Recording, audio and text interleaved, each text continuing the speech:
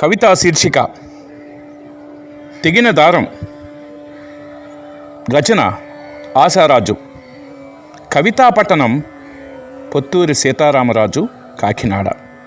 దారం చిక్కు తీస్తూ చాలా గందరగోళంలో పడ్డాను. స్వప్నం అల్లాలని కూర్చుని తెగిన దారాన్ని ముడివేస్తూ కూర్చున్నాను. ఎన్ని ముడులైనా, ఎలాంటి ముడులైనా ఓపిగ్గా తీస్తే విడిపోతాయి. కానీ జనం అటులాగి ఇటులాగి ఇంకా గట్టి ముడి వేస్తారు. కొందరు తెలివైన వాళ్ళమనుకుని కత్తెరతో కత్తిరించి సించేసిన పుస్తకం చేసి పూర్తి కథనే మార్చేస్తారు. జ్ఞాపకాలు ఎక్కువ ఉన్న వాళ్లకు నిద్ర తక్కువగా ఉంటుంది. సమయం ప్రశాంతంగా ఉన్నా చాలా అశాంతిగా ఉంటారు. పక్షి ఎగరబోయే ముందు ఎక్కువగా రెక్కలాడిస్తుంది.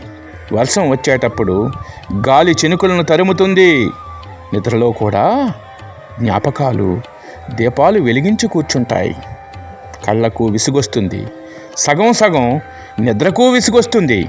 అటు ఇటు ఒత్తిగిలే రాత్రికి విసుగొస్తుంది. నాకే ఇంకా విసుగు రాలేదు. కలలు కనే ఓపిక లేదు.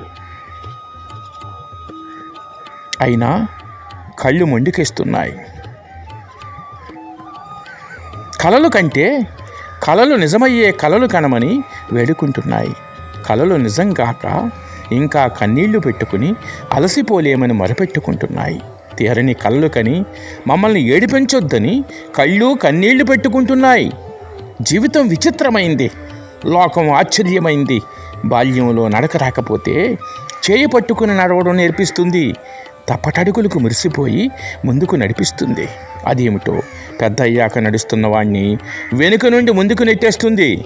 ఒక్క బోర్లా పడకపోతే కాళ్ళు అడ్డం పెట్టి పడగొడుతుంది. చిన్నతనమే బాగుంటుంది. చిన్న గుణం లేకపోవడం అందంగా ఉంటుంది. సమయం, విశ్వాసం కనిపించని పక్షులు. అవి నీవు పెంచుకున్నవి కావు, నిన్ను నమ్మినవి. ఒకసారి పోగొట్టుకున్నావంటే ఎగిరిన దిశ నుండి ఎప్పుడూ ఇక్కడికి వచ్చి వాలవు. ఒక్కొక్కసారి ప్రయాణం మలుపు దగ్గర ఆందోళనలో పడేస్తుంది. కొన్నిసార్లు దారి మరిచిపోయాను. చాలాసార్లు నన్ను నేను మరిచిపోతాను.